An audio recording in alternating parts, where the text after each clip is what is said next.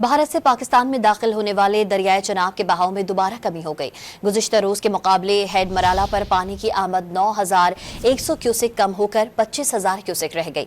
मजीद जानते हैं don news के नुमाइंदे ताहिर शिरानी से। जी ताहिर शिरानी, दरियाए चनाब के बहाव में दोबारा कमी हो गई है, मजीद तफसील दीजिएगा। जी, भारत की जानिब से पाकिस्तान के पानी के साथ छेड़छाड़ जारी है। 31 मई को हेड मराला के मकाम पर दरिया चनाब में पानी की आमद 7,200 क्यूसेक और अखराज 0 क्यूसेक रह गया था, लेकिन उसके बाद पानी की आमद में इजाफा शुरू हो गया था। लेकिन अब दोबारा जो हेड मराला के मकाम पर दरिया चनाब में पानी की आमद है उसमें कमी हो रही है और आज गुज़श्ता रोज के मुकाबले में 9,100 क्यूसेक पानी की आमद में कमी हुई है और 25,000 क्यूसेक पानी की आमद रह गई है।